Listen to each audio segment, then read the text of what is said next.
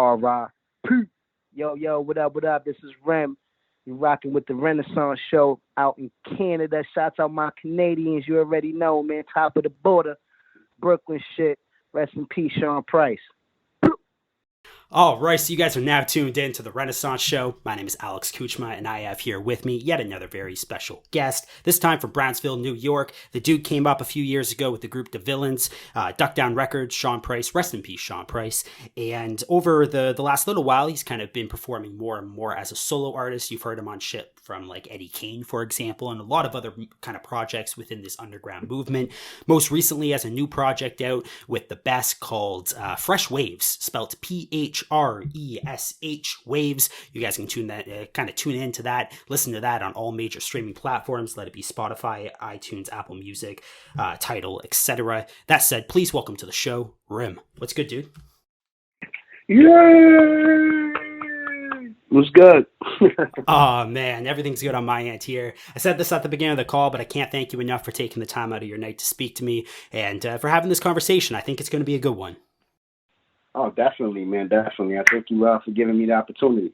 Man, 100%. I'm a big fan of this new project. I kind of have an interesting kind of discovery process in terms of you. So I had seen your name, not necessarily your name, but I seen DaVillins kind of pop up over the last few years and put out projects with Tough Kong, but also with that Ruck Down Productions or whatever that was, but kind of that offshoot of Duck Down.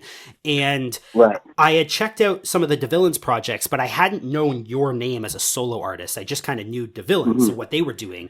And then recently, I've been really kind of getting more and more into Eddie Kane. I spoke to Eddie Kane back in 2019. He had a project out at that time. I think it was his first album, and he had people on there like Rome Streets and UFO Thief, and it was a dope project, but I kind of slipped out of this movement for a little while. And going back and checking out some of the more recent Eddie Kane material, you're all over that. And your shit was really dope off of that. So I wanted to go back and I wanted to check out some of your solo work. And then kind of doing my homework, I find out that you're the dude from DaVillins.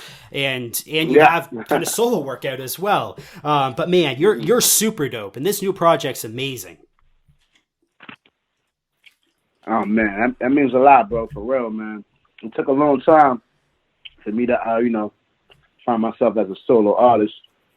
I did start with DaVillins. Shout out my guy Villain P. He moved to DC, and he wanted to kind of sway away from rap for a second, get his life together. Sure. But life comes first before anything. 100%.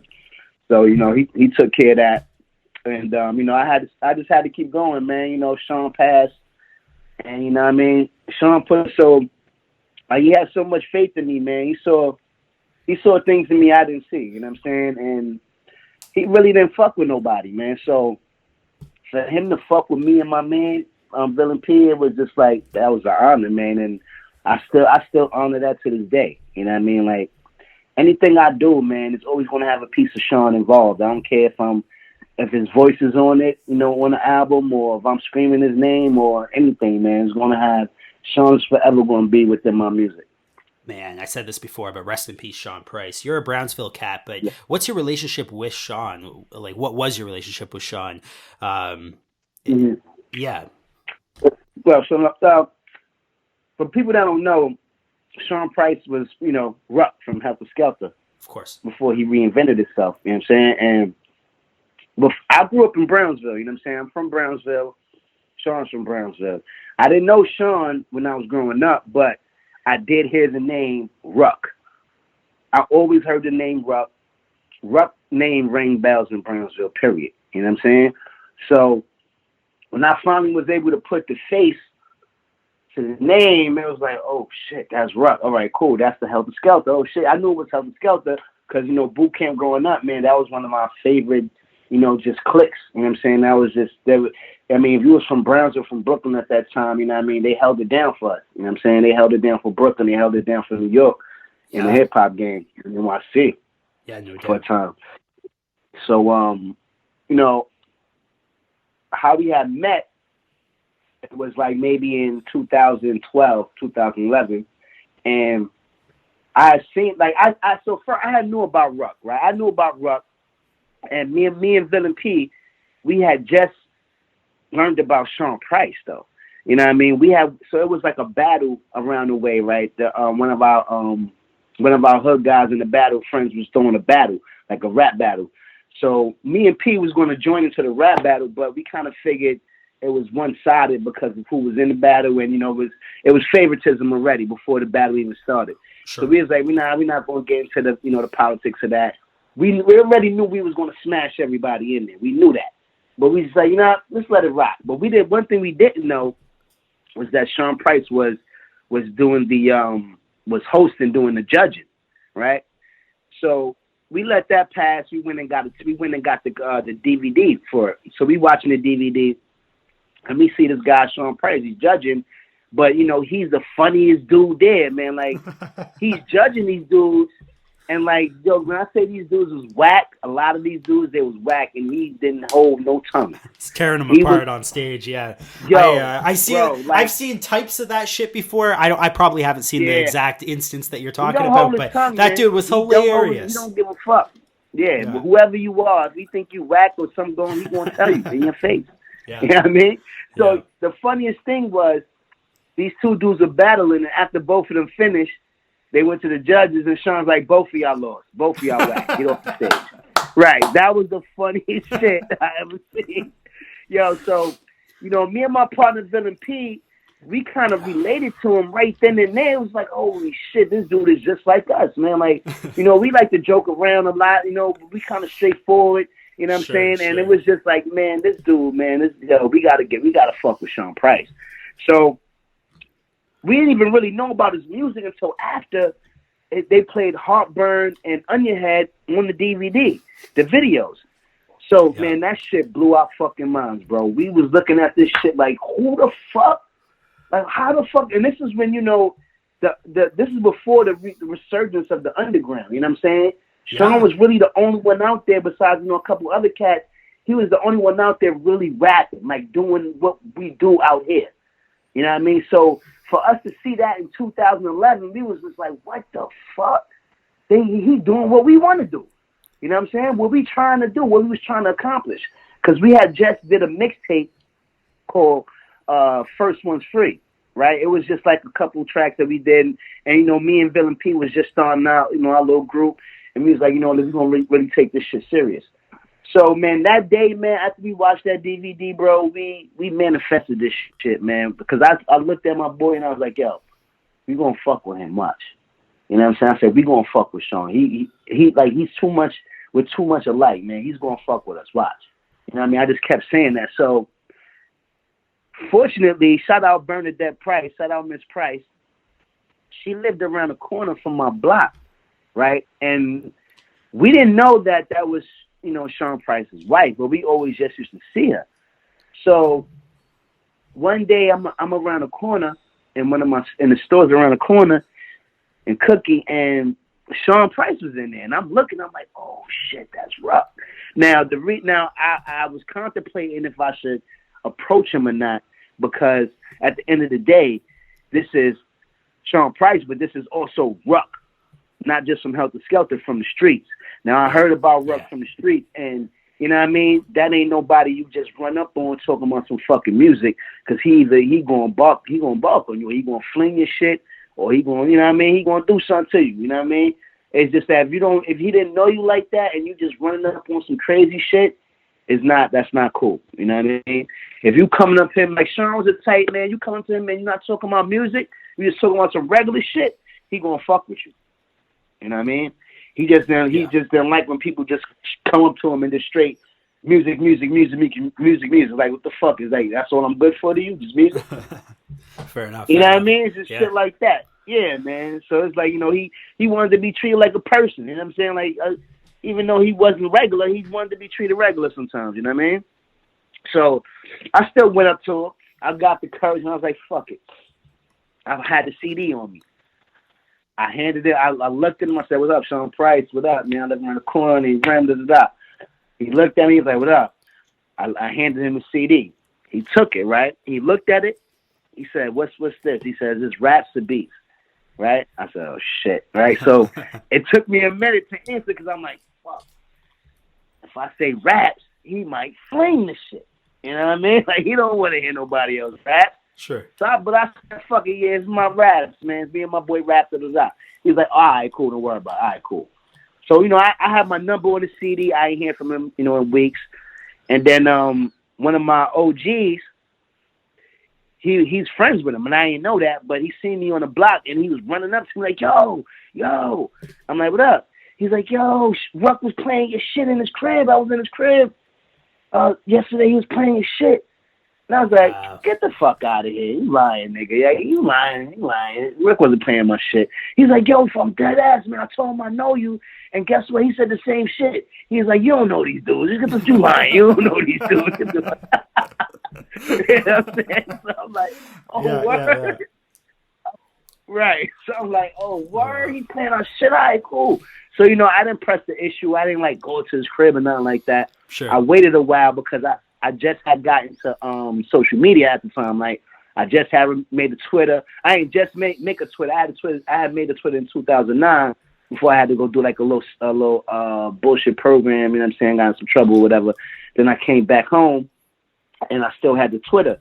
So I just, I was hearing that, this is what the new wave for artists to get their music out there. And I was like, all right, well, let me start trying this shit. And I found him on Twitter.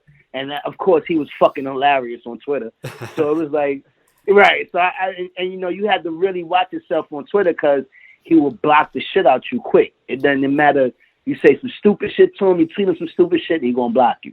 So, I kept my distance for a minute.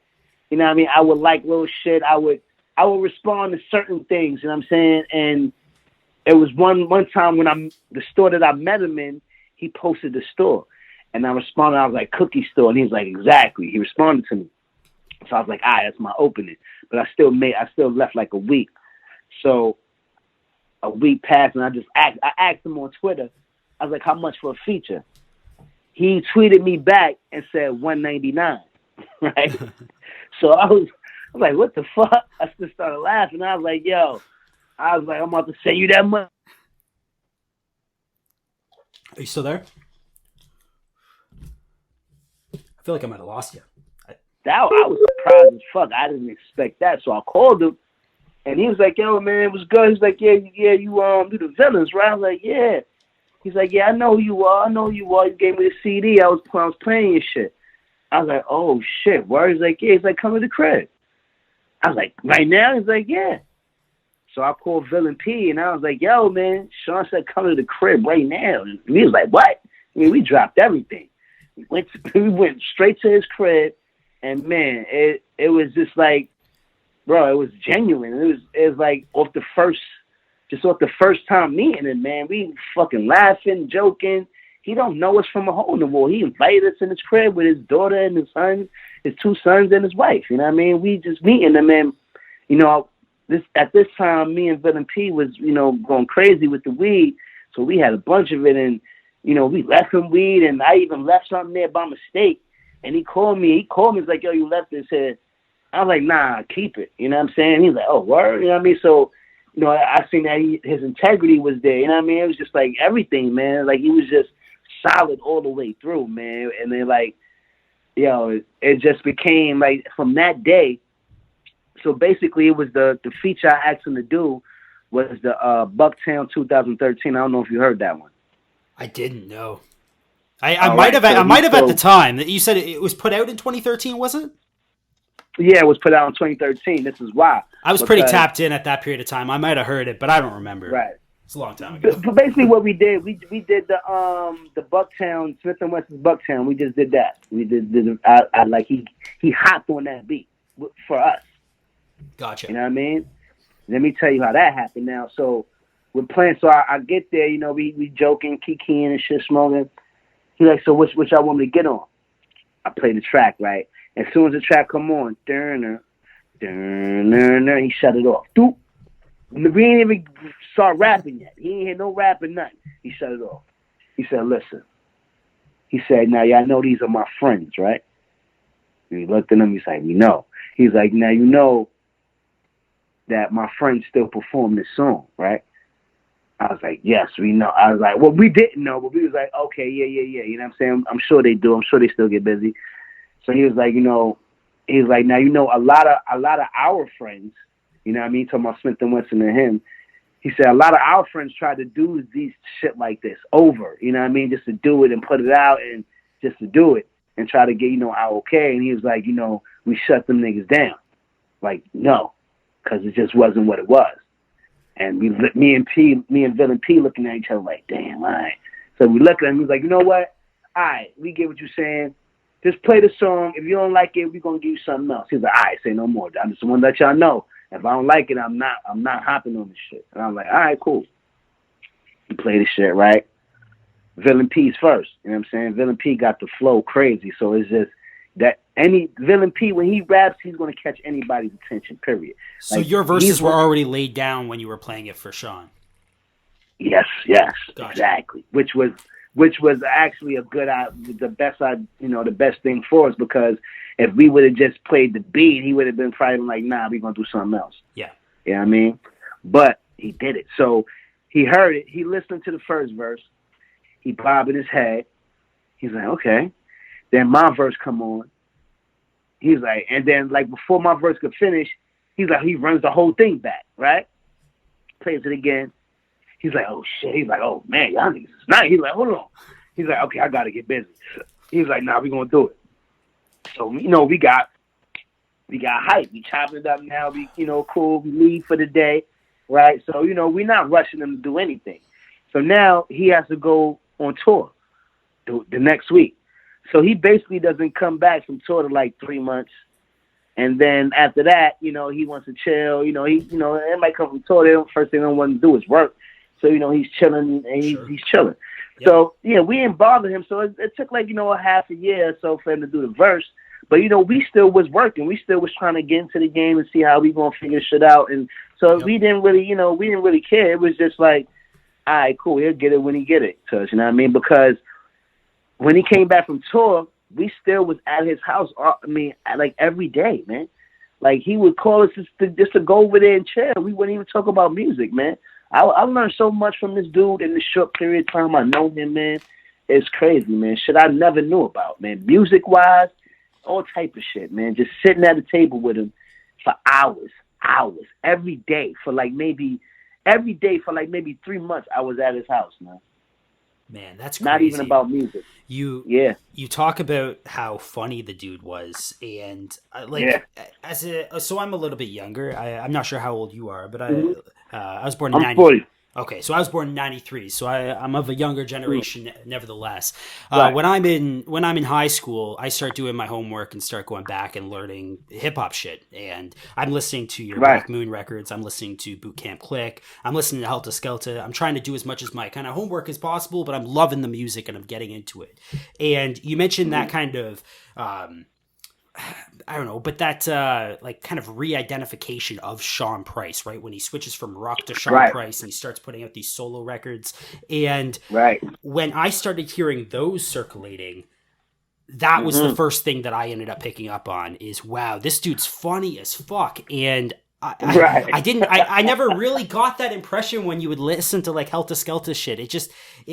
I don't know, it was grimy and dark and gritty, and there was an atmosphere to it that just said, like, you don't want to fuck with these guys. And then when Sean Price came out with solo shit, especially a little bit later in his career, when he got comfortable on it, like with Mike Tyson and whatnot, he was just funny as hell. He was like the funniest dude around, and you'd watch like those old, like on the Duck Down YouTube channel, they used to do those little skits and shit. He did the one with Pharaoh Monch where he was like Nardwar and shit. And that shit was hilarious. And then like him at Costco buying toilet paper, like fucking man, my God, yeah. The dude was hilarious. And man, that's when he started kind of re-identifying himself. There's another word for that, and you had said the word earlier, but when he started kind of rebranding himself as Sean Price, that's the first thing that I picked up on as well, is this dude is hilarious. And he was such a special presence in hip hop, and people loved him. He could do no wrong. He would spit shit that, like, sometimes like he would spit shit that was didn't even make sense, but it would just be funny because he would say it and it would come off like this confident bravado type shit. And then other times he would say the hardest shit imaginable. I remember that interview he did. I think it was with DJ Vlad, where he was asked, like, who's your favorite female rapper? And he's like, I like no female rappers, none of them. Right. Who the fuck says that? He was like, what about Queen Latifah? None of them. Not a single one of them. It was hilarious. None. Man, rest in peace, Sean Price. Rest in peace, Sean Price. Definitely. Oh. Shouts out to Russ. 100%. So your kind of solo career, you say that this was before kind of this new resurgence of underground hip hop, and yeah, right. There's really been this kind of new wave of rap music taking over. And this show is called The Renaissance Show, and that's the idea with the name is I really do feel like we're in this kind of new Renaissance period. That's a title that I've heard other artists describe it as well. And I think it's a special kind of moment in hip hop that we're seeing right now. I think in 20, 30 years, we're going to be looking back at this moment and recognizing the importance of the art that was being made during this period of time. And yeah, I think your kind of comeuppance in Duck Down, I think Duck Down as a roster and what they were doing, because they were signing people like Raz Fresco as well at that period of time and doing shit in that route. They were tapped into kind of this underground scene, but it was of a different aesthetic, I guess. And it seems like over the last few years, it's definitely changed, but there's been a few of those artists that have kind of stuck to that traditional sound, because I think in 2010, 2015, that kind of era, it was a lot of traditional kind of boom bap hip hop stuff, right? You had Lil Brother that was kind of coming up in like 2006, 2007 era. And that was kind of still really popular. You had your Army of the Pharaohs and Jedi Mind Tricks and all that shit that was popping. But they were using DJ scratches. They were like Rex was really popular in that wave as well. So it had this kind of throwback hip hop aesthetic to it. And then lately, I feel like it's shifted a little bit. It's become a little bit more mood music and atmospheric. It's gritty, it's grimy, and it's trying to do something, I think, new and unique. And I feel like artists like yourself have really been able to kind of blend those two scenes together. Something like Fresh Waves, for example, and again, for those listening at home, if you're listening to this on the radio, you're going to be hearing select songs from the album playing on the radio. So you guys are going to have a kind of an idea of what the dude sounds like. But if you're watching this on YouTube, then definitely take the time, pause this video and listen to the album and then come back and resume this conversation. But this album, I think, kind of plays both of those sounds a little bit, right? It does sound like kind of a 90s boom bap kind of backpack rap album in a lot of ways, but it has the energy and the maybe energy is the right word, but it has the energy and the excitement of this new wave and what we're doing. And I feel like you as an artist, even beyond this album, are tapped into that, right? Like I mentioned Eddie Kane previously, and some of the shit that you've been on with like Big Ghost and whatnot. Like it seems like you're tapped into this new wave in such a kind of unique way because you're coming from that place that was the kind of what hip hop was even 7-8 years ago. Well, that's a good question. Well, when we first started, man, we started rocking with Sean. Sean started rocking with us and officially called us his artists. It really, you're right. Like it was the resurgence was just starting. You know what I mean? Like everything, like Griselda, that's shout out Hus Kingpin and Smooth, because I'm not gonna hold you. And we came up. It was us two. It was us four, basically.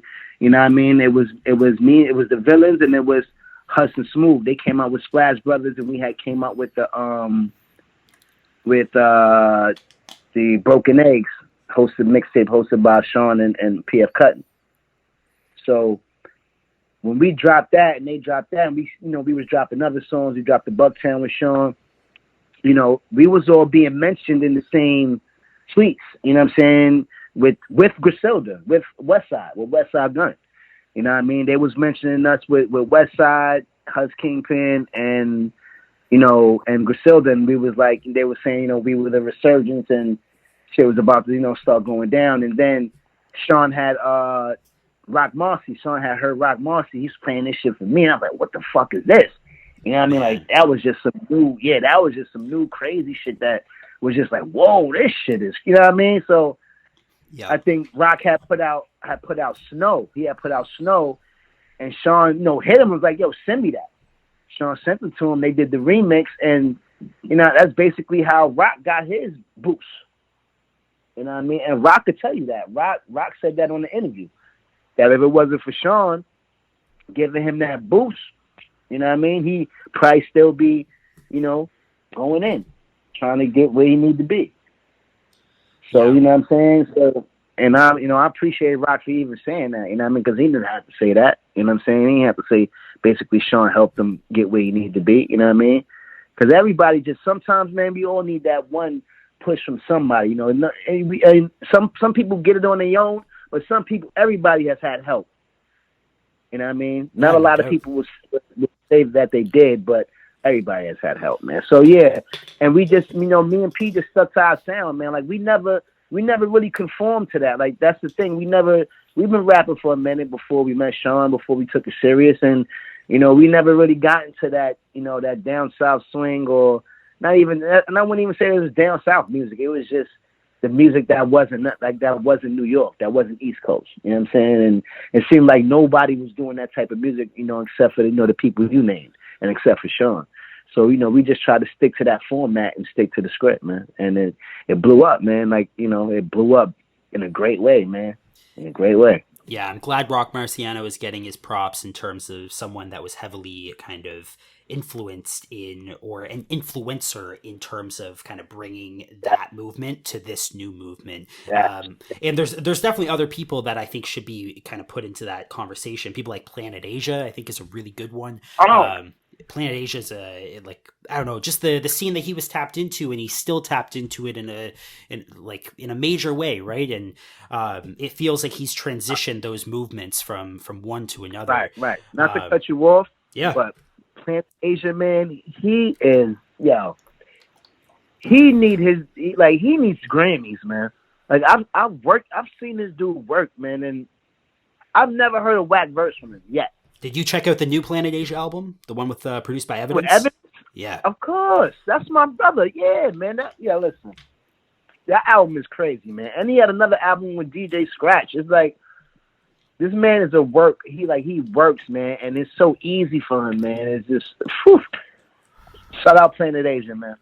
Man, I haven't heard the new album yet. It came out, I think it just came out today, right? We're speaking on Friday. This interview will be out next Sunday. And I think as we're speaking, the album just ended up dropping today, Planet Asia and Evidence. But that's high on my list of shit to listen to. New Ransom and Rome Streets album dropped as well. We got a bunch of new music. And I went to the listening party for Rome and Ransom.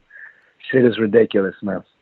Man, how was that? I did listen to that album. That's the only album so far this week that I've listened to, and that shit is great. Mm-hmm. And it's crazy. Rome's an artist that I've been up on in a minute. I spoke to him in 2019, and at that point, I think he just had Noise Candy 3 out. I think that was the idea, yeah. Right. And then maybe he had one project in the works with Future Wave, and Future Wave's a Canadian cat as well, so I always like to support Canadian hip-hop. But yeah, so Rome I've been on for a while. Ransom, I know he's been putting in work for a long time, but for whatever reason, I've been sleeping though. I really haven't started checking him out until kind of this new wave, and seeing him again as another artist that's tapping into this in a real kind of authentic way is amazing. And he's so good. The way he's able to bend words, and just he rhymes like a fucking wizard. He's man. A seasoned vet, man. He's so good. He's a seasoned vet. How's that? Rome, shout out Rome. Yeah. Rome is my guy, man. We got a little collective that he's in a little collective called the Walkers. I don't know if you heard about that. No, who's in that? So that collective is me, Ty Farris, Rome Streets, Eddie Kane, Bub Rock, Spoda, China Streets, Aida, and then the producers are Wavy the God, Don C, Standouts. And the standouts, god damn, man, the standouts. Another congratulations to the success of the standouts as of late, and Rome as well. But man, everyone you mentioned there is so good. Wavy the God's incredible, and all the work that he's been doing with like Eddie Kane and shit too. And I know you're down with Eddie Kane. Man, everyone that you mentioned there is amazing. That's my guy right there, man.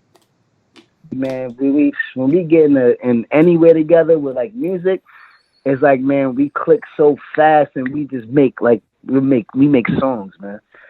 I gotta ask you when I have you on the line here, because you mentioned the name Ty Ferris, and I own some Ty Ferris records because he put out shit with Bozak Morris, and Bozak Morris is a Toronto dude. And again, I like to support Canadian hip hop. I'm writing a book on Canadian hip hop, and I try to be as tapped into that scene as possible. So when I seen that Ty Ferris had dropped something with Bozak, I copped it and I listened to it. I loved it. I have that shit on wax, and it's an amazing project. But I haven't checked out anything else by Ty Ferris, and I know I've been sleeping because I know he's been putting out work. But who is Ty Ferris? Is he a New York City cat as well, or is he from upstate? Or Ty Ferris is from Detroit.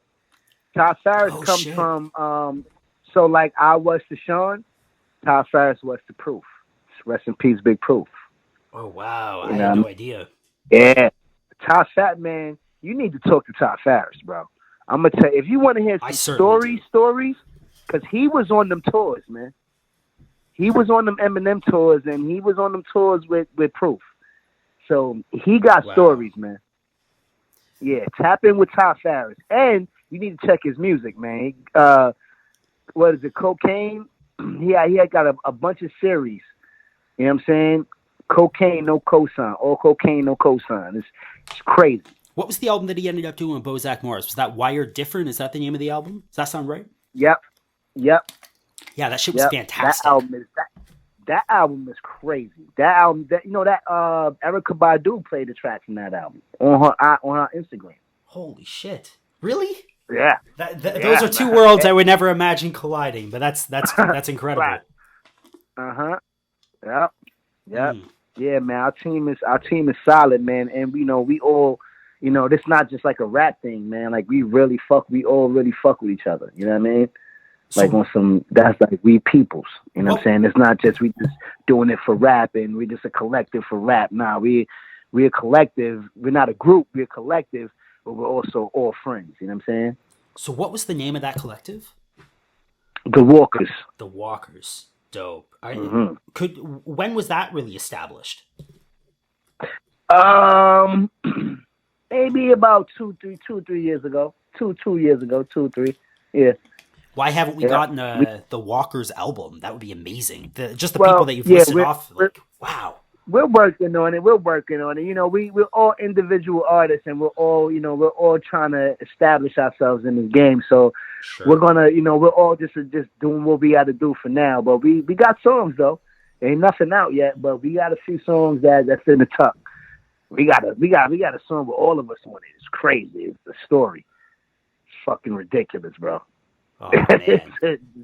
It's fucking like we told the whole story with all of us rapping on it. Shit is fucking crazy. But yeah, man, we working on that. It's actually a song out now. It's called the 1-800 Hustler from Jay-Z, and it was on the Dynasty album. They did a song called 1-900 Hustler. Yeah, I know the song you're talking about. Yeah. Right. So we did that over. And Wavy, the Standouts, and Don Carrera did the beats. We had mixed all the beats into one beat, all the different type of beats in one beat, and we all rapped on that beat, one time. And I was the person answering the calls, and they was rapping. You know what I'm saying? Man, that's out right now on all streaming platforms. I need to go and, like I said, do my homework, check out a lot of this kind of shit that I'm just not up on for whatever reason. And man, I'm so tapped in for the Walkers album. That would be absolutely incredible. And I'm glad you shared this detail with me here, because I had no idea that this group even existed, or this collective even existed. It's wow, what a good look. Yeah, man, it's there. It's gonna kill them once we do the album. This new album, Fresh Waves, and again, for those listening at home, it's spelled PHRESH Waves. And you can tune in, listen to it on all kind of major streaming platforms, but definitely go and do your homework and listen to that project and then come back to this here. But this project is produced by a guy called, and I haven't heard of him before, but The Best or Versus The Best. VS The Best. VS The Best. Tell me a little bit about this dude and who he is. So shout out VS The Best. Shout out my bro Rusty Jukes. You know what I mean? He I first heard about VS The Best from Rusty. He had a whole album with Rusty. He did a whole album with Rusty, and I saw a video, and I had liked the beat. You know, the beat was dope, and you know, he reached out to me, and after he reached out, like, this project, you know, was in the making for a couple years, man. It's like a few years, you know what I mean? Like, I had left the project, went back to it, you know, back and forth. He was making new beats. We had kind of like, you know, I took almost all the songs off and wanted to do new ones, you know what I'm saying? Because it was just like, you know, as the time was going past, I felt like the rhymes was being dated. It was getting dated, you know what I mean? I'm not a type to just put out something from 4 years ago just because it's new rhymes. If it sounds outdated to me, I'm gonna do it over, or we're just gonna scrap the whole song. You know what I'm saying? So, you know, this, like, I met him through Rusty, and, you know, we clicked in, man. We was just talking and building, and he was just sending me these beats, man. He was sending them one by one, and I was like, yeah, that's it. I was telling him different things to do with the beat. Now turn that up, turn this off, put that louder, do this, do that. You know what I mean? He was just sending me. You know, he's very, like, music minded, man, and he did some of the scratches on there too, man. I didn't even know he was nice with the turntables like that, also. So yeah, shouts out VS The Best from Philadelphia. Man, this project's really, like, really dope, and it's eclectic. There's like multiple kind of sounds and vibes and atmospheres on here. It kind of takes you for a roller coaster of a ride, but at the same time, there's a kind of cohesion to the project as a whole.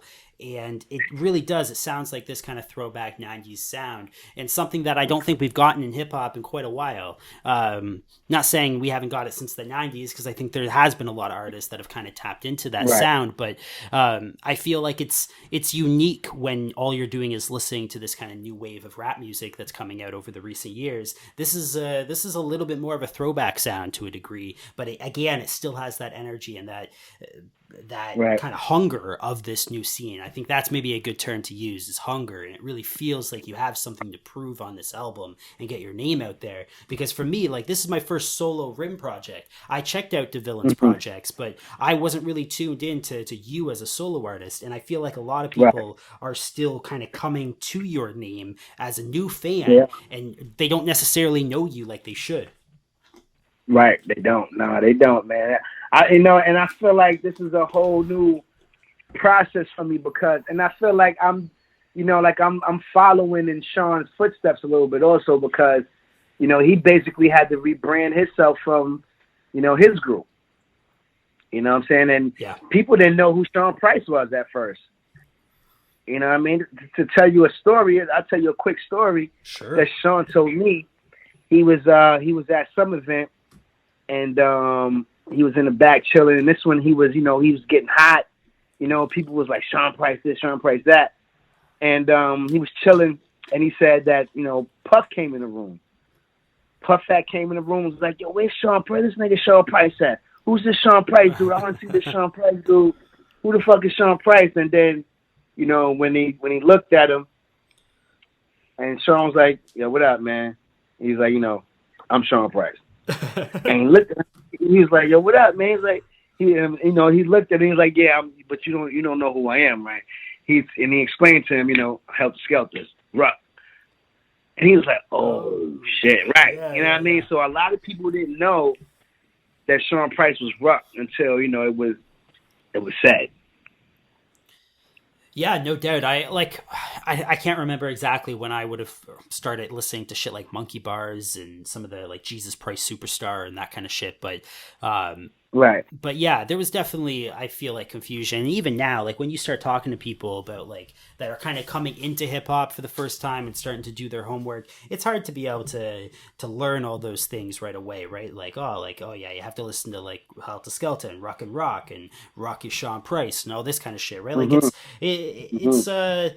it takes some time to learn that kind of shit, right? And anyone that goes through any sort Uh-huh. of kind of identity, like a rejuvenation or anything of that sort, it's not going to be easy for the fan base that's already kind of solidified an identity with you.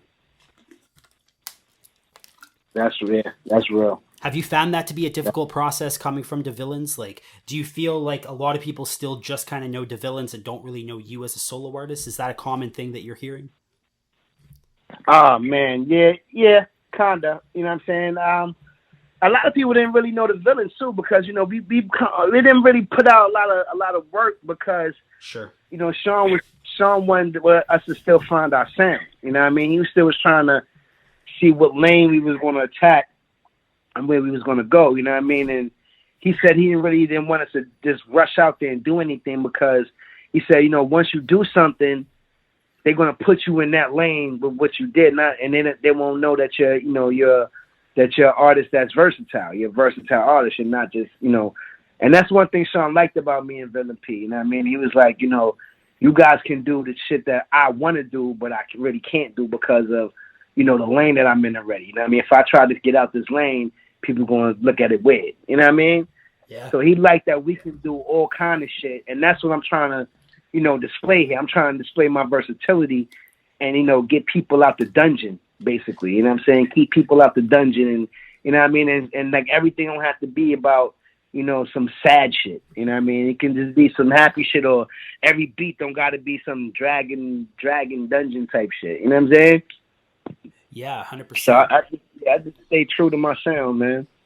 Man, I think it's working for you so far. Like I said, when I heard you on those Eddie Kane material, those joints, I was hooked. I was like, oh man, this is somebody that I want to kind of pay attention to. And when you hear these releases week after week, there's so many feature artists that are on these albums that you've never heard of before, and it takes somebody that's really kind of captivating on the mic to kind of take your attention enough that you're able to say, hey, no, I'm going to pause what I'm doing and I'm going to check out this guy that I've never heard of before. And hearing you, I think, ended up giving me that impression. And then hearing Fresh Waves, man, that was it was such a rewarding experience. It was like, oh man, I chose right. This is a really, really dope project. And it just man, you're a really, really dope MC, and I hope people do take that time to kind of listen to you and see what you have to offer. Right. Man, your shit's really, really incredible. What's the plan for kind of distribution for this project in terms of vinyl, CD, tapes, anything like that? I know it's out on digital streaming platforms right now, but do you plan on pressing anything, or is this going to stay kind of digitally exclusive? I'm thinking about it right now because I'm actually going to put out a couple more projects this year before the year's out, man. So oh wow, I'm thinking about it. You know what I mean? I want to do some things, but I'm gonna see what happens. I'm not sure yet. I was thinking about doing a vinyl, just like a small run, but I'm gonna see. I'm not sure yet. Yeah, but I definitely wanted to get more digital plays, and I definitely need to get out there a little more, you know what I mean, before I do anything. Yeah, I think the vinyl thing is really important with this new wave, and the way that this new wave has really treated the vinyl record is something really important. Right. CDs and tapes, they're selling, and they're selling kind of like I think they used to in a way, like the 2010, 2015 era, but there's something about the vinyl record that it really has kind of captivated this movement, and I think it speaks to this movement in a really kind of particular and unique way. You have the new project that's coming out that you said is kind of basically yourself with a bunch of different producers. You called it your magnum opus, and man, I'm really, really excited about that project. But you also said that you have a couple projects in the mix that are probably going to be coming out by the end of the year. What else do we end up having beyond that? It's a few producers that I'm working with now. I'm still trying to fill them out. But yeah, I'm not gonna really give no names out yet. Gotcha. But it's a few. Yeah, it's a few. You know what I mean? I'm trying to figure out what I'm gonna keep for next year and what I'm gonna do for to drop for for the last 2 months.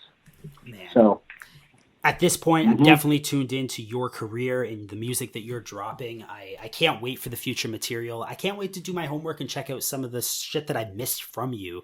The Walker shit sounds amazing, and I can't wait for that project. But even checking out the singles from that that's already out, or the track that is already out for that project, I can't wait to kind of do my homework and listen to that shit. Man, this is an incredible wave that we're in. It's an incredible time to be alive as a hip hop fan, and I can't thank you enough for your own contributions to this art form and this culture. And like I said, I think 20, 30 years down the line, we're going to be looking back and we're going to recognize this as a beautiful time in hip hop and something that we should have been recognizing more when it was happening. And I think this music is going to be lifetime music. And I think an album like you just dropped, Fresh Waves, I think that this qualifies as that standard as well. I think it's lifetime music. I'm going to be bumping this forever. Oh, that means more than you know, man. Because I really put a lot into this particular album, because I thought, just listening to it and making it, man, I was like, wow, this is going to be really good. You know what I mean? And I never pat myself on the back like that about my music, because I like to let the fans speak and let the fans talk about the music and let the fans say what it is. I'm not the type to be like, this is the best album I put out. I want to hear that from the fans. You know what I mean? But when I really made this album, man, I was like, oh nah, this is one that has to be really pushed out there, because it's a whole album. Like it's really a vibe. 100%. This is a rich album. It's full of energy. It's full of life. It's colorful in a way. It has all sorts of different styles on here. There's kind of moments up here where it's fun. It's a fun record at times, which I think is missing in a lot of cases. But at the same time, it's hard and it's real at the same time as well. And it's a really solid listen from beginning to end. And I think it gives people a good impression of who you are, because as I said, I don't think a lot of people are really tuned into you as of yet, or at least in the way that they should be. And I feel like this is a really solid introduction to who you are as an MC and as a person as a whole. I think there's a lot of different angles that are covered here. No, you're right. Yeah, and like you said, I try to hit every angle, try to show them the versatility first. You know what I mean? And show them I can go, either way. 100%. Where can people find you? Where can people stay up to date with current music that's coming out? I know your name being Rim, I can't find it on Spotify ever. I have to type in Fresh Waves. No, yeah. Where can people stay up to date with you? You have to type like my name and like an album in or something, and then everything will pop up, or like a song name, and then everything will pop up. Okay, I'm trying to actually get that worked on right now, because it's a few rims, man, out there. I didn't realize. And, sometimes our music gets, entwined with each other. And I got to hit Spotify up and tell them, move stuff around. And, yeah, man. So, yeah, it's a little hard. But I'm on everything, man. You can find me on YouTube. You can find me on iTunes, Spotify, Tidal. I'm on everything. Instagram and like Twitter and shit as well. You're fairly active on, right? Yeah, man. But I tell people follow God, man. Don't follow me, man. If you happen to catch me, you catch me, man. I don't really like giving too many people my socials. That's fair. Man, I can't thank you enough for taking the time out of your night to speak to me. I appreciate it. This is a blast of a conversation. I'd love to have you back on in the future whenever new shit materializes and comes out. Let's do this again. Let's do this again. Definitely, man. Just tell me when, bro. We can have a great conversation some more. We can just talk about regular stuff too. Man, sounds good. All right. Yo, what up? This is Rem. You're rocking with the Renaissance Show out in Canada. Shouts out my Canadians. You already know, man. Top of the border. Brooklyn shit. Rest in peace, Sean Price.